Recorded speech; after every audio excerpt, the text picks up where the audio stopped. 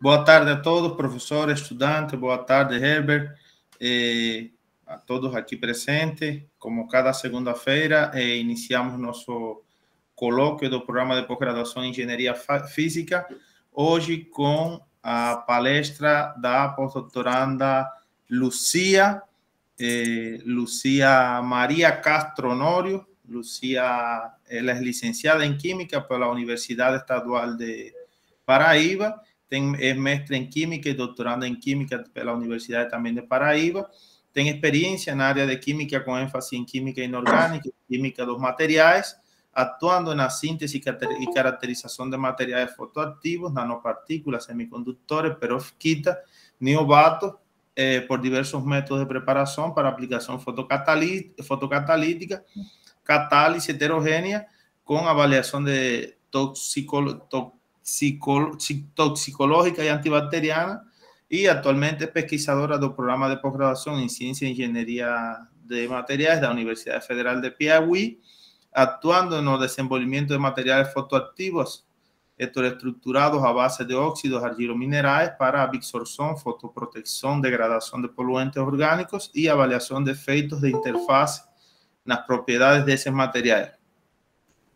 Os términos mais frequentes na sua produção científica são perovskitas, materiais fotoativos, método Pechini, método Sol-Gel, argilas, corantes, pesticidas, fármacos, polissacarídeos como gomas naturais, bactérias, artemia salina, catálise, fotocatálise e absorção. Particularmente conheci a Luísa na época que era professor visitante em Teresina.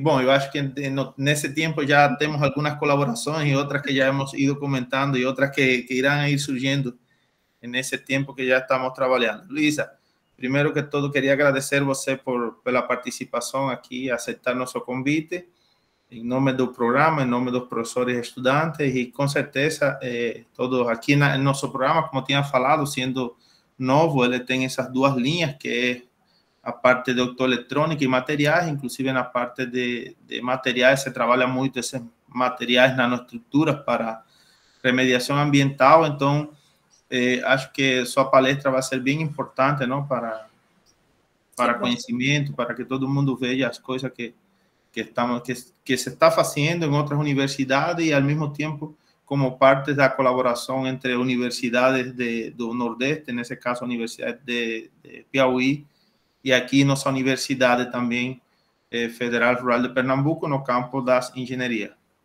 Muito obrigado, e então agora cedo a palavra a você para iniciar sua apresentação.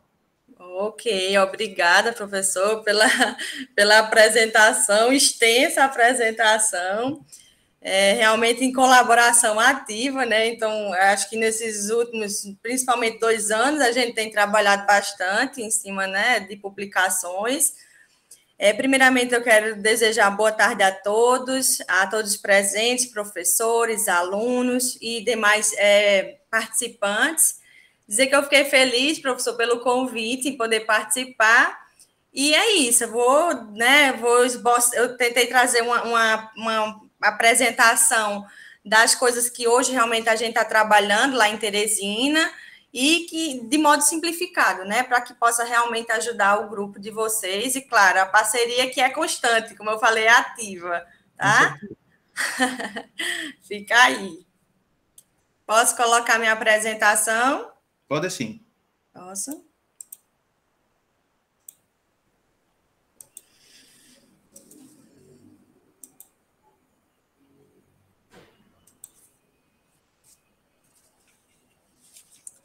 Não sei se está... Está aparecendo a tela. Pronto, agora sim. Agora. Aqui, ok, né? Agora é com você. Fique à vontade. Muito bem, obrigada. Então, mais uma vez, meu nome é Luzia Maria, né? Eu sou pós-doc lá no Programa de Ciências e Engenharia dos Materiais da Federal do Piauí. Vou apresentar para vocês os estudos, né, de materiais fotoativos, estratégias de síntese, otimização e aplicação fotocatalítica, tá? Aqui, a princípio, eu trago uma abordagem geral dos tópicos que serão discutidos ao longo da apresentação. e que se resumem basicamente nos princípios da fotocatálise heterogênea, né? Desde a formação em si do processo e a obtenção de fotocatalisadores, tá? Propriamente dita, a formação de um fotocatalisador. Os estudos de síntese e os fatores que são relevantes na eficiência. Então, aqui nesses estudos de síntese, a gente destaca os parâmetros operacionais, que a gente vai ver bem à frente, né? Que são parâmetros importantes na eficiência fotocatalítica, e a obtenção de materiais, tá? No caso, óxidos à base de perovskitas, de modo, né, suportado e dopado, a base é as perovskitas, óxidos à base de dióxido de titânio, também, no caso, argilas, que são usadas como suportes, e as gomas naturais. Então, basicamente, a gente hoje está produzindo esse tipo de óxido, tá? E aí as modificações estruturais, desde a dopagem, suportar, impregnar, como queiram, né, entender, tem a parte heteroestrutural. Então, a gente está basicamente na obtenção desses materiais. Todos esses materiais voltados para a remediação, tá bem? Então, a gente começa com a poluição ambiental, né? A gente sabe que a poluição ambiental ela é apontada como um dos grandes problemas hoje, né, mundialmente, e sendo a contaminação decorrente de vários fatores, ou seja, vários fatores contribuem para o aumento da geração de resíduos. E, claro, eu apontei apenas, né, os avanços da Revolução Industrial, por exemplo, desde o crescimento populacional, o crescimento da comercialização, industrialização, a ineficiência por parte das legislações, que realmente ainda hoje deixa a desejar, né, não tem padrões e normas específicas para o lançamento desses efluentes, os resíduos domiciliares e comerciais, que tem um lançamento desenfreado por parte deles, e, claro, a contaminação desses resíduos, o mau uso dos recursos naturais e, sobretudo, a falta de consciência ambiental. Então, claro que existem inúmeros outros parâmetros, né, fatores que vão aumentar esse termo de poluição ambiental, né, de agregar ao termo de poluição ambiental. Claro que existem também inúmeros contaminantes que vai estar dentro dessa temática, mas aí eu coloquei apenas 3, né, os corantes, os fármacos e os pesticidas. Porque a gente acaba trabalhando mais, né, na parte experimental ou de aplicação com esses 3 contaminantes. Então, são contaminantes que têm um poder de resistência na solução, nos lençóis freáticos, por exemplo, ou na biótica aquática, tá? E aí, por isso, o interesse em tratar esses poluentes. A gente sabe que eles são considerados vilões hoje dessa biótica aquática e, consequentemente, por gerar riscos à saúde. Então, o nosso interesse, basicamente, hoje em pesquisa é tratar esses poluentes, tá? Esses resíduos. E, claro, felizmente, a gente observa um cenário, né, que vem mudando ao longo dos 20 anos, em função de quê? Ou pela necessidade de tecnologias que sejam ecologicamente corretas e economicamente viáveis, tá? Então, cresce, e graças, né, que bom que cresce essa busca pelo desenvolvimento de tecnologias, e os processos oxidativos avançados, né, que são os POAs, eles têm, né, essa resposta frente à remediação ambiental, tá? Então, os POAs, eles se baseiam na geração de radicais altamente reativos, tá? Como é o caso do radical hidroxila. Por exemplo, o radical hidroxila é o que apresenta o maior potencial de oxidação e, claro, consequentemente, uma cinética mais rápida. E aí, dentro desses POAs, existe a classificação homogênea e heterogênea. A gente estuda com a fotocatálise heterogênea, que né, já como diz, já é um POA heterogêneo. Então, ela é hoje extremamente ativa no processo de destruição ou de quebra de moléculas de poluente, tá? Então, a fotocatálise, eu trago aqui um perfil, por exemplo, um crescimento de artigos nos últimos 10 anos, onde vai mostrar justamente esse crescimento anual, por publicações, por exemplo, que usam essa temática ou essa ferramenta para remediação ambiental. Aqui, a área de concentração, as áreas, né, de concentração desses artigos são mais publicados. Aqui, os tipos de trabalhos. e os países que trabalham, né, o crescimento ou o decaimento desses países em termos de publicação usando a fotocatálise heterogênea.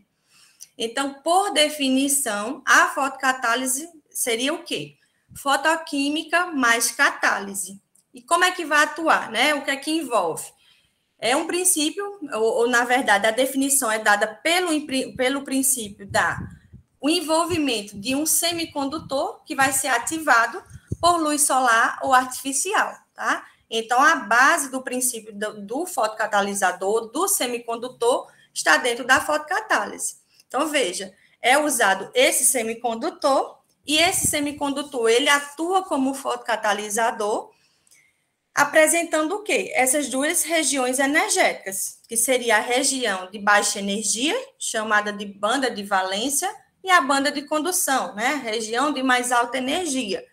E entre essas duas regiões vai existir a região do band gap, que é esse EG. EG é o valor de band gap, né? O que seria o band gap?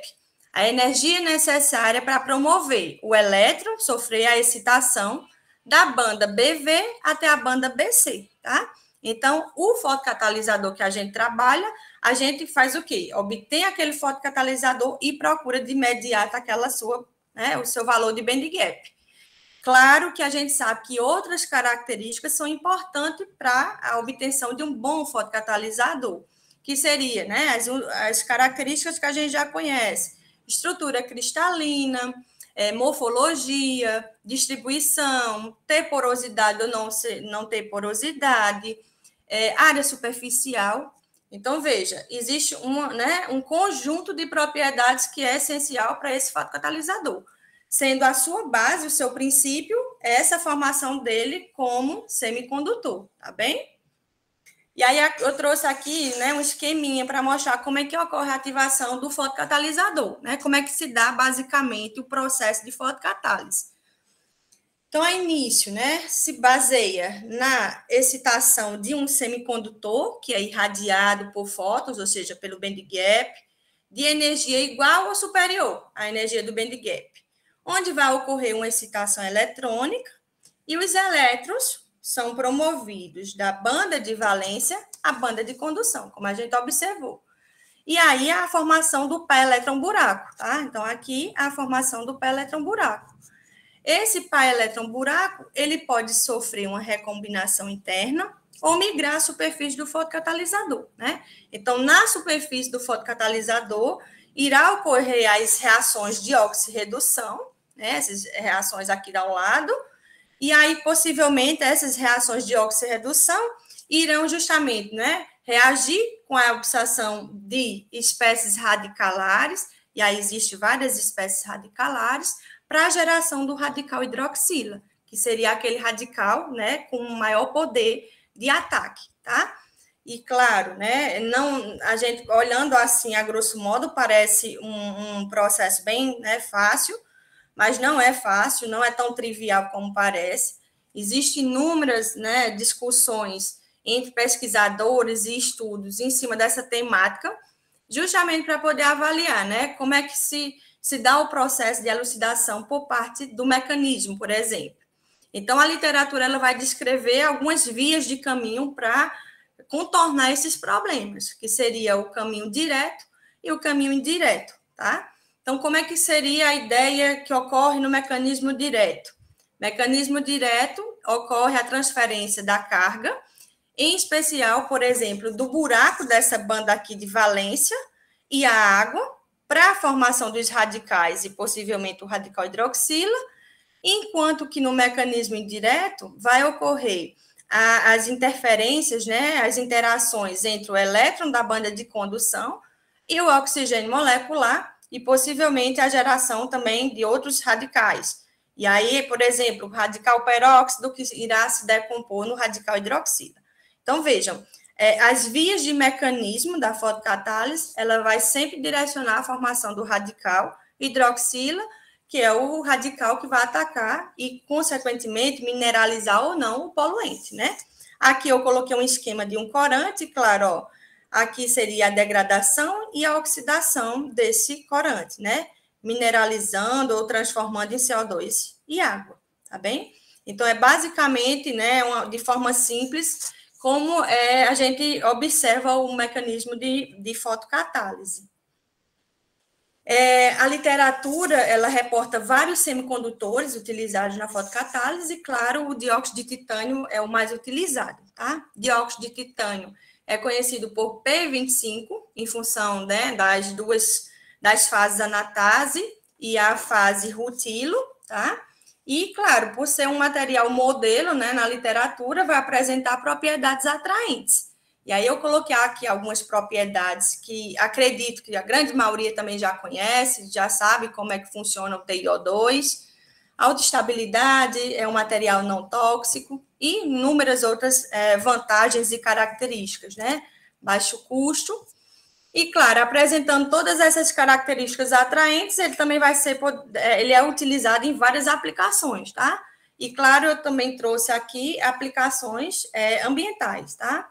Redução de metais, purificação de água, né, geração de energia, inativação de bactérias e inúmeras outras aplicações que a gente observa com TiO2.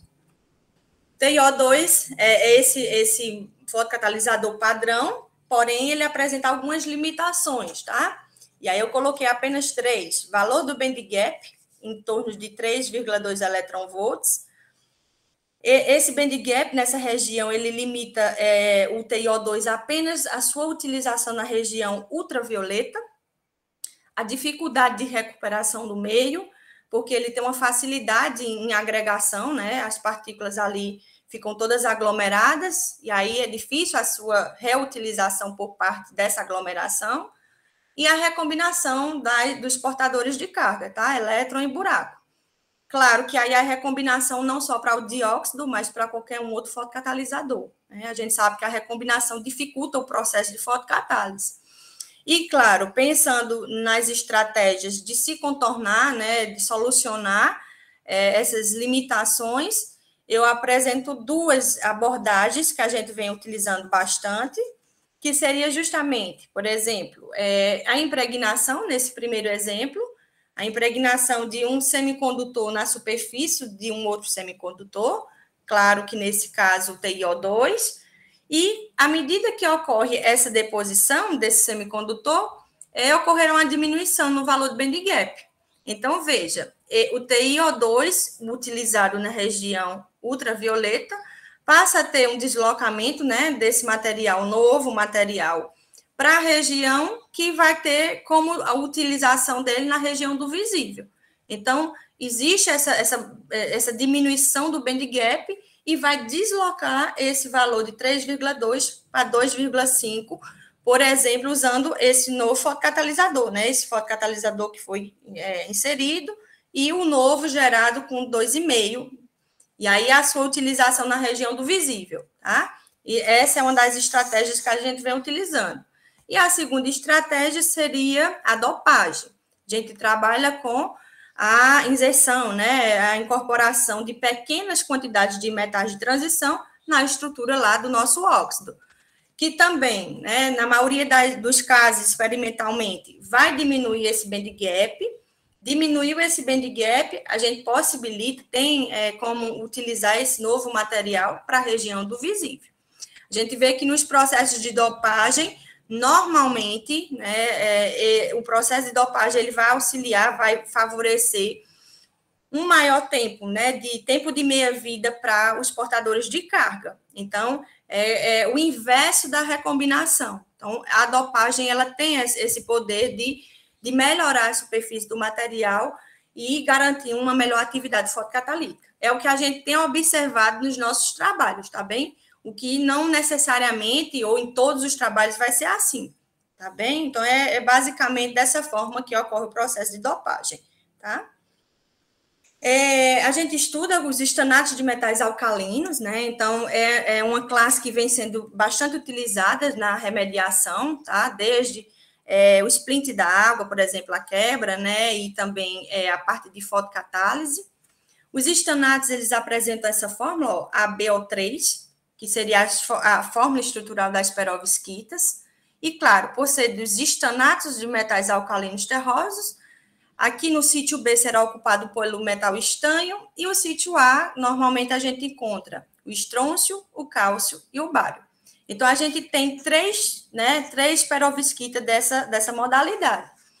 A cúbica, que seria o do bário, e a ortorrômbica, que seria do cálcio e do estrôncio. E aí, claro, inúmeras atraentes propriedades esses materiais também apresentam, e eu destaquei aqui apenas as duas mais relevantes. Eu acredito que sim, porque, por exemplo, essas perovskitas à base de estanho, né? O Brasil é um grande produtor mundial da cassiterita, que é o óxido de estanho. Então, por isso, a gente tem um interesse em trabalhar com esse óxido. E segundo, porque essas perovskitas, elas têm a capacidade de substituir os cátions, ou seja, de acomodar cátions, né? No sítio A e no sítio B. E aí, claro, vai ter toda a modificação estrutural desse material. Tá? Então, por isso, o nosso interesse também nos estanatos. Então, em particular, eu trabalhei no meu tempo, né, no meu estágio de doutorado, o estanato de estrôncio. Então, a gente vê que o band gap, por exemplo, desse material variava de acordo com o método de síntese. Tá? Ele ficava ali entre 3 e 4 eletronvolts.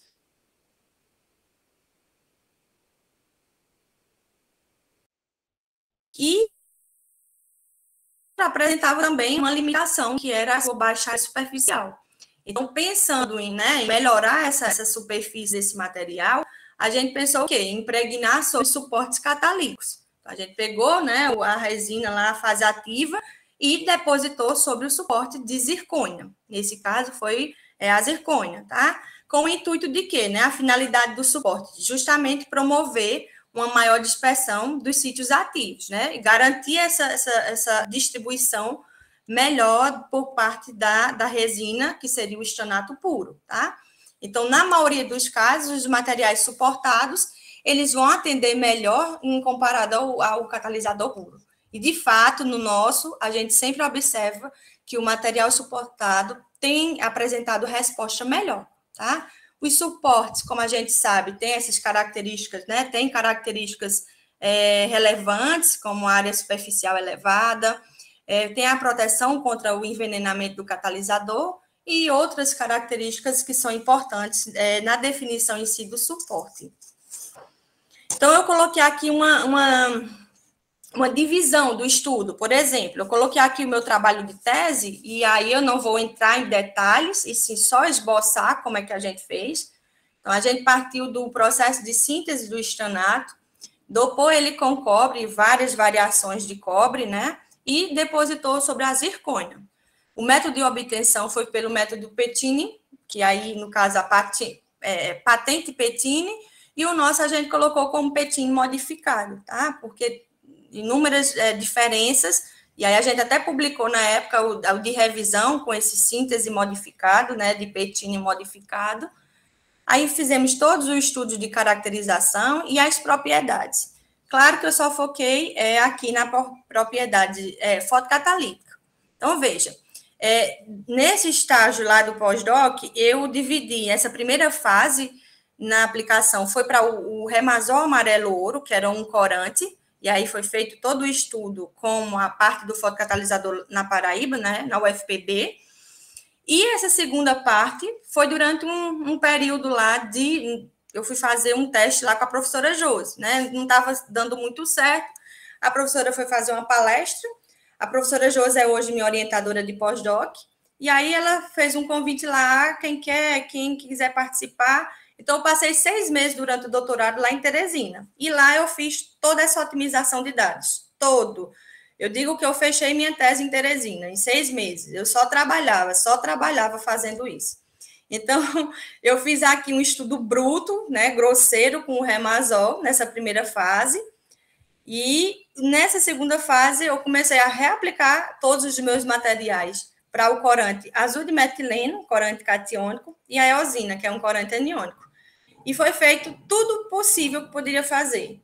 Avaliação toxicológica, reciclabilidade, aplicação de diversos parâmetros na fotocatálise, o monitoramento das soluções por 2 testes variados, as caracterizações do pós-material irradiado, mecanismo de degradação, cromatografia. Então, todo esse estudo da segunda fase eu pude fazer em Teresina na época, né, nesse estágiozinho de 6 meses, tá? Então, eu não vou apresentar os detalhes dessa primeira e sim dessa segunda fase, o que a gente pode trazer para vocês e o que pode melhorar para vocês. Aqui foi o meu artigo dessa primeira fase, da caracterização dos materiais, a professora, né, a professora Ieda, minha professora de doutorado, orientadora. E aí, do artigo, eu vou trazer o quê? Vou focar o quê? 2 caracterizações importantes para quem vai trabalhar com a fotocatálise. Primeiro, a espectroscopia na região do V20, para determinar o band gap. Né? Então, a gente precisa ter esse band gap calculado para ter a noção de como a gente vai utilizar, de como vai direcionar, em que tipo de lâmpada, que tipo de reator a gente vai direcionar os materiais. E o segundo, eu coloquei aqui o potencial de carga zero, que seria justamente para poder elucidar lá nos dados de fotocatálise. A gente vê lá nos dados de pH, por exemplo, que é necessário essa caracterização do PCZ. Aí, quando eu chegar nos testes, vocês vão ver o porquê, tá bem? A segunda fase de estudo, aí eu trago justamente os parâmetros operacionais, tá? Então, eu acho o melhor slides, assim, da apresentação, melhor slide. Por quê? Porque começar a fazer um estudo de fotocatálise tem que pensar nos parâmetros. Parâmetros operacionais vão interferir diretamente na taxa, na cinética de degradação. Quais parâmetros? Aí, só avaliando. Então, eu coloquei vários parâmetros aqui, que a gente trabalha e utiliza, né, num trabalho bem fechado, e eu destaquei 3, concentração do fotocatalisador, o pH e os inibidores, tá? Por que eu coloquei os 3? Porque, particularmente, considero os mais importantes. Para mim, concentração do fotocatalisador, ele vai minimizar custos e energia do processo. Então, quando eu descubro a minha concentração ótima, eu minimizo tudo isso, custo e energia para as demais reações. O pH é um problema. A gente vai ver que nos testes de pH, ele vai interferir diretamente nas superfícies de carga e vai mudar os potenciais de oxidação das espécies lá no meio reacional. E os inibidores, que são hoje, né, tipo assim, o reagente de inibidor de elétron, buraco, hidroxila, eles são hoje as espécies ativas que realmente vai elucidar o processo e o mecanismo de degradação. Então, é através desse parâmetro hoje que a gente tem uma orientação, de uma possível orientação de como, de fato, ocorre o processo. Se é majoritariamente os elétrons ajudando a formação do radical hidroxila, ou se os buracos têm atuam de forma majoritária, ou realmente o radical hidroxila. Realmente o radical hidroxila faz parte, né, e é ativo e destrói realmente. Então, esses inibidores hoje são os queridinhos da fotocatálise, viu? São os radicais como heróis do processo de fotocatálise. Um problema que surge durante o processo de degradação, né, as espécies que são fotogeradas. E aí, os subprodutos gerados, a gente não tem noção se o que a gente está querendo tratar é menos tóxico do que o que está gerando. Então, para isso, é necessário um monitoramento desses subprodutos ou dos intermediários, tá? Então, hoje a gente trabalha com dois testes, por exemplo, que são também bem consolidados na literatura. O teste de artêmia salina, que é um bioindicador. Então, a artêmia em si são microcrustáceos, tá? Que se desenvolvem bem em condições hipersalinas. Então, a gente pega uma metodologia consolidada, né? Coloca a eclosão dos nápoleos e gera, né, a formação da artêmia. E na artêmia a gente coloca em contato com as soluções aquosas antes e após o processo. E aí monitora realmente se tem toxicidade ou não, né? Se o produto que gerou é desconhecido, é tóxico ou não tóxico, a gente não sabe. Então, a gente faz o teste. E o outro seria um de viabilidade celular, né? Então, esse de viabilidade celular realmente é um teste mais sofisticado e a gente tem, se baseia, né, num teste colorimétrico. Esse MTT é um reagente e o método é um método colorimétrico. E aí eu procurei trazer para vocês, né, a ideia de como funciona esse método MTT. O MTT tem essa descrição, ó, desse reagente, tá? É um reagente. E como é que vai ocorrer o princípio em si desse teste MTT, né, de viabilidade, tá?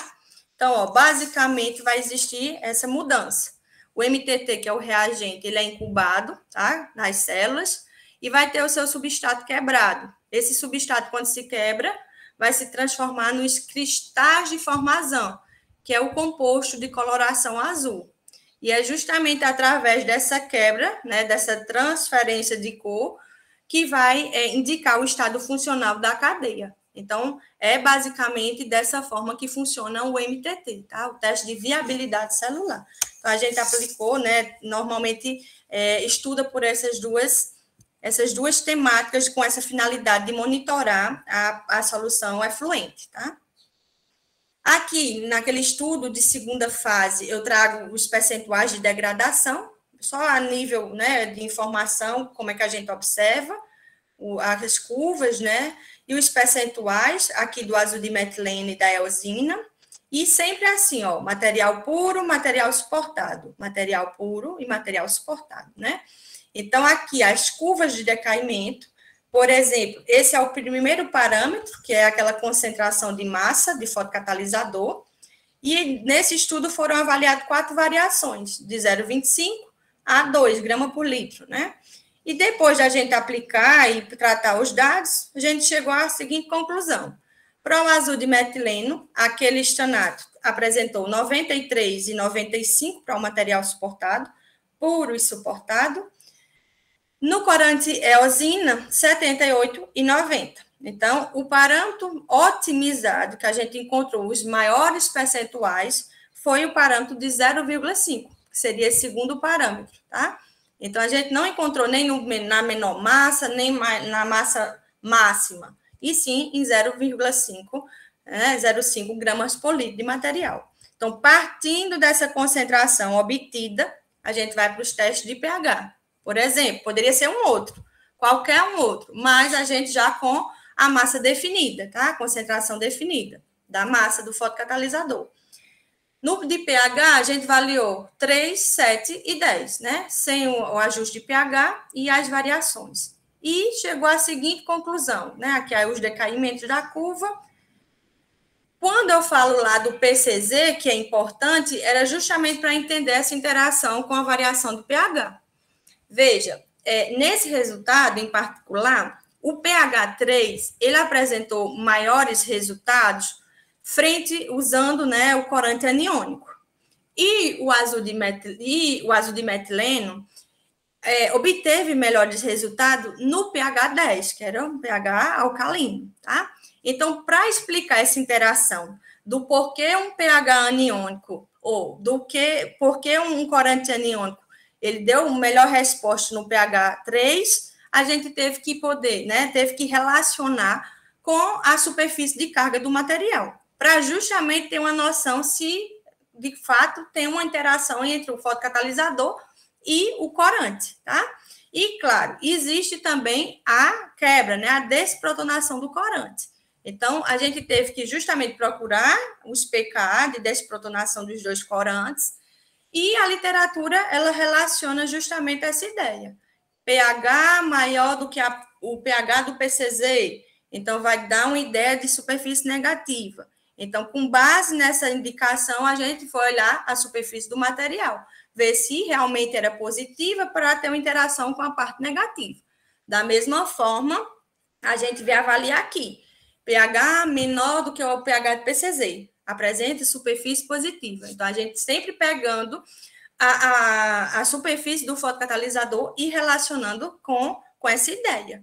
Em cima dos pK do corante azul e os dois pK em cima do corante da eosina. Então, eu considero um dos parâmetros mais complicados de se escrever, de se entender. Tá? Então, é necessário, de cara, o teste de potencial de carga zero para os materiais, qualquer material que fosse trabalhar na aplicação fotocatalítica, ok? Aí aqui eu vou trazer para vocês, né? Claro, existe, como eu falei, foi feito todos os parâmetros possíveis, aplicações possíveis, e aí eu não poderia trazer todos. Mas naquele parâmetro lá, naquele esquemazinho dos, né, dos heróis, eu acabei aplicando todos aqueles parâmetros. E aqui eu vou apresentar para vocês já, né, esse tempo de estágio de pós-doc. Aqui eu coloco a Universidade Federal, a fachada, né, na cidade de Teresina, a sede principal, a fachada do nosso laboratório e os professores que eu acabo, né, tendo mais contato dentro do grupo, tá? O professor Bartolomeu, o professor Edson e a professora Jússi, tá? Então, esses três são os que eu mais tenho contato direto, né, em relação dos trabalhos nessa área, tá? E claro que eu não poderia esquecer, né, as instituições que, em colaboração, fazem parte lá do nosso grupo de pesquisa, né, instituições que aí, particularmente, também coloquei as que eu tenho contato, né, mas o grupo tem outras, e o professor Ramon, eu destaquei por ser hoje uma pessoa que está totalmente ativa, né, com o nosso grupo de pesquisa, em colaboração, então divide muita estudos, parceria, discussão de artigos, então, nesse pouco tempo de pós-doc e pouco tempo que a gente conviveu em Teresina, realmente a gente já tem trabalhado bastante. Então, desde já, professor, agradeço mais uma vez. Aqui eu vou trazer para vocês, né, os estudos e, claro, de cada estudo eu vou frisar só o mais importante. Então, no início lá do pós-doc, a gente já conseguiu publicar um capítulo de livro. E, claro, que não poderia ser diferente na temática que a gente estuda, que seriam os fármacos, os corantes e os pesticidas.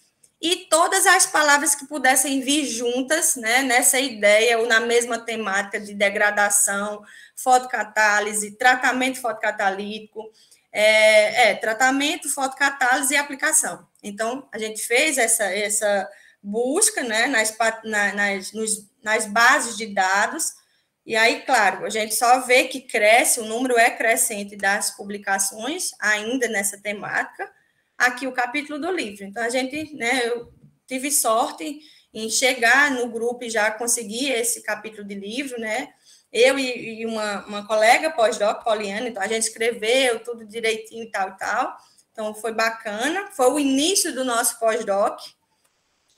E aqui eu trago os artigos, né, aplicados, tá? Aqui, o primeiro artigo que eu apresento é justamente usando as argilas como suporte, tá? Argilas como suporte. Então, o que é que a gente fez, basicamente, nesse trabalho, nesse primeiro? Seria, a gente obteve o dióxido de titânio, tá?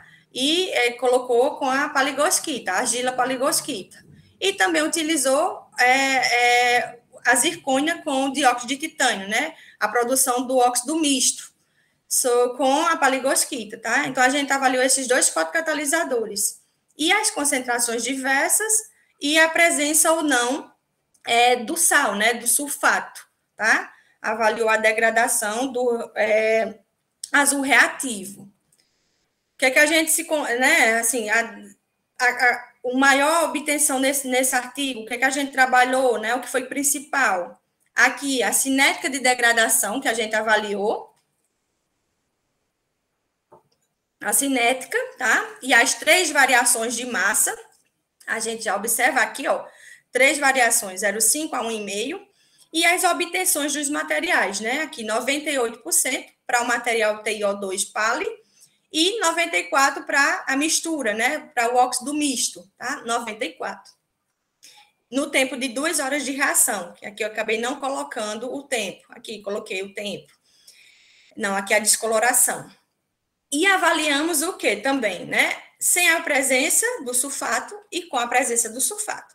Então, a gente vê que saiu de 98% e 94% e atingiu 90% e 78%, tá? Então, houve uma leve redução quando, né, essas soluções na presença do sal, do sulfato, tá?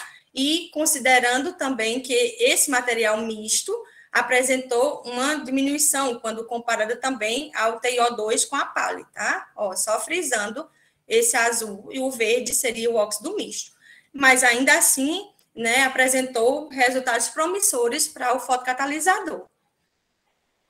Nesse segundo estudo, que aí eu coloco 3, né, com o livro, A gente obteve o TiO2 pelo método Sogel, na paligosquita também, e com HDL, e avaliou o quê?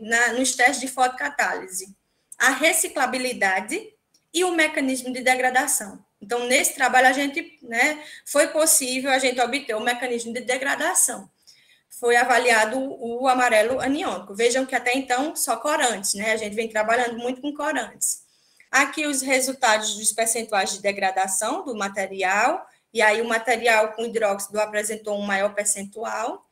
Aqui a reciclabilidade, que é de extrema importância também nos estudos de fotocatálise, ver essa estabilidade por parte do material, se ele é bom fotocatalisador, se ele é estável, né, as reações, ele obtém no segundo ciclo, né, percentual também elevado. Então, a gente fez esse estudo apenas com 2 reciclos, né, uso e o reuso, por exemplo, um reuso, tá? E aí obteve também resultado significativo.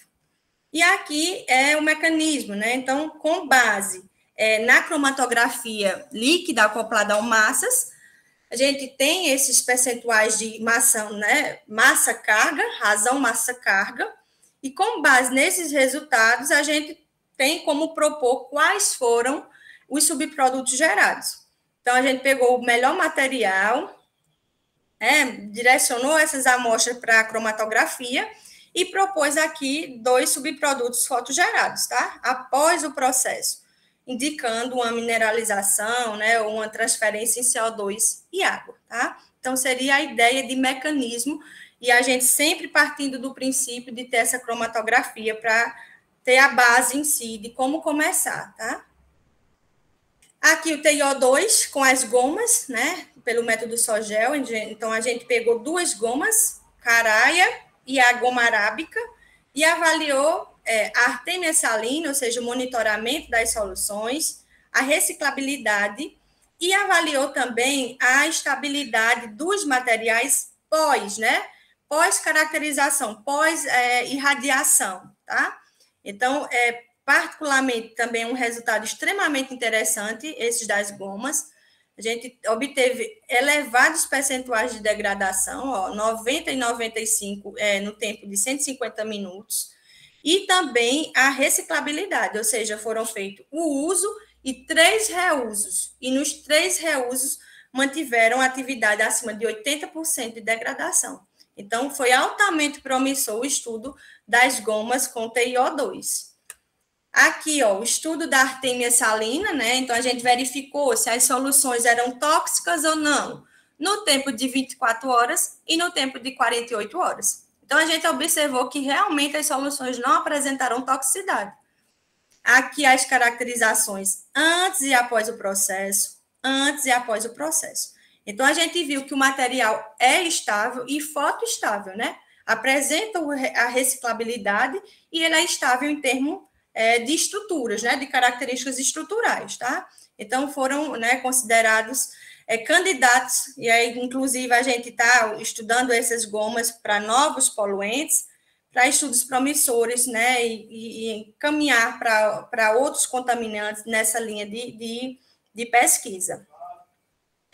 Aqui, a gente trabalhou também com óxido de zinco também, então, esses 2 artigos com óxido de zinco, utilizando para atividade e usando essas gomas naturais. Então, o que foi que a gente avaliou aqui? A artêmia salina. Então, para esse primeiro artigo, eu trago a artêmia salina e trago também esse estudo de fotoluminescência, tá? Nesse segundo artigo. Então, aqui, a artêmia, a gente avaliou também um estudo dos marcadores, dos inibidores, e aí estudou, né? Por exemplo, qual supressor era indicativo para inibir o radical hidroxila? O EDTA. Qual a gente utilizou para o radical hidroxila? O álcool isopropílico. E para o elétron, a gente utilizou o nitrato de prata, tá? Então, a gente fez todo o estudo para ter uma elucidação de quem realmente foi a espécie que atuou nesse processo de degradação. Nesse segundo artigo de ZNO também com as gomas, a gente estudou mais a parte fotoluminescente, né? Relacionou os defeitos rasos e profundos com a atividade fotocatalítica. Aqui um trabalho também onde a gente avaliou a degradação do herbicida, bentazona, tá? Que é justamente partindo do dióxido de titânio com a paligosquita, e aí também tem a formação dessas nanopartículas, tá? A gente obteve aqui, ó, 65% de degradação para herbicida, e claro, a gente sabe que a herbicida é mais resistente, né, em solução aquosa, e fez todo um estudo de nanopartícula, estudo do efeito plasmônico, que a gente avaliou também nesse artigo. Aqui a gente avaliou o óxido de zinco com as argilas, né? Foram 3 argilas, sepiolita, paligosquita e aloisita, na degradação do antibiótico ciprofloxacina, tá? Então, a gente já encaminhou esse trabalho e está aguardando parecer, justamente, né, por parte dos revisores, mas a gente tem trabalhado nessa parte do óxido de zinco, tá? Óxido de zinco também aqui dopado com sério e aplicado na degradação de ibuprofeno, tá? Ibuprofeno, que inclusive é esse artigo que eu conversava com o professor antes, justamente essa incorporação do sério e a degradação do ibuprofeno. Nesse tempo de pandemia, a gente trabalhou com os artigos de revisão, tá? E aí, claro, na parte do óxido de zinco e as sínteses e modificações mais usadas para esse material. Então, a gente, né, também está conseguindo, enviou para a revista, mas ainda falta o parecer final. O segundo de revisão foi um capítulo de livro que a gente obteve recentemente, voltado para a aplicação da vermiculita, tá? A vermiculita é uma argila direcionado para a proteção ambiental. Então, esse também, logo está saindo esse capítulo de livro. E aqui outros trabalhos, né? Também na mesma temática. TiO2 com a paligosquita e a sepiolita, foi publicado no ano de 2000. Aqui, ZNO com a paligosquita na avaliação de bactérias.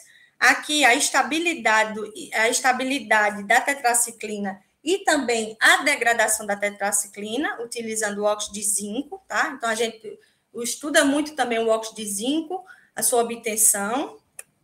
E, por fim, eu fecho, né, minha apresentação, e aí questionando para cada um, o que cada um pensa sobre a palavra luz, né? O que cada um quer que vem na mente quando escuta a palavra luz. E aí, para mim, eu coloco, né, desde o início, né, de surgimento do fogo, eu lembro logo disso, e tudo que lembra luz associa qualidade de vida. Então, eu deixo para vocês o questionamento, mas para mim, qualidade de vida.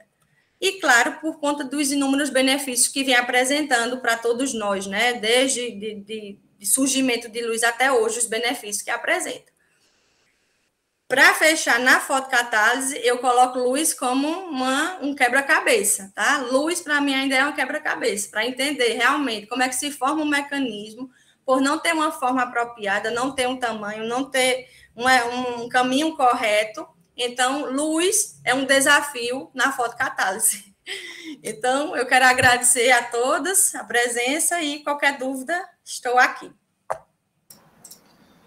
Muito obrigado, Luísa. Parabéns pela apresentação. Eu sabia que você ia arrasar mesmo com sua apresentação. Foi muito boa.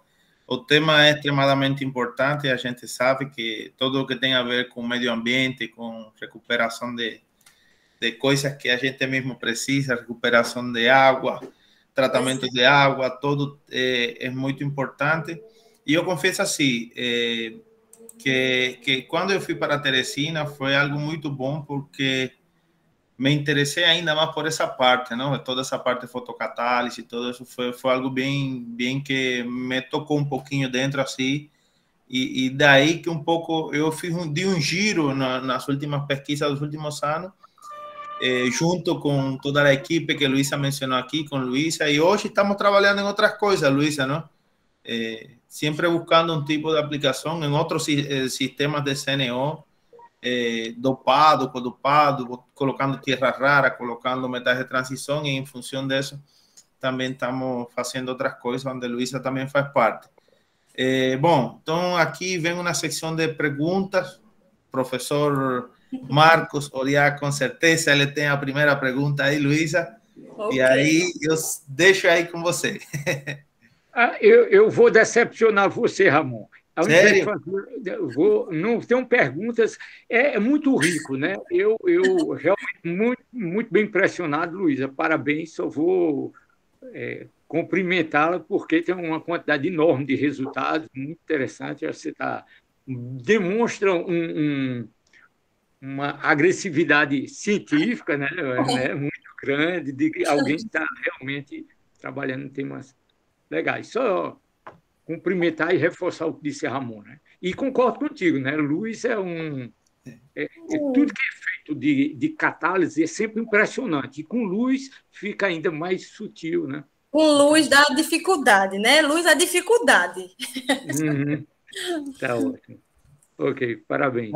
Alguém tem alguma pergunta? Algum estudante queira saber, se interessou pelo tema? Bom, nossos estudantes às vezes são meio tímidos ainda, não? Então, se ninguém tem pergunta, eu peço para todos abrir o microfone e vamos bater umas palmas para a Luísa para agradecer pela participação.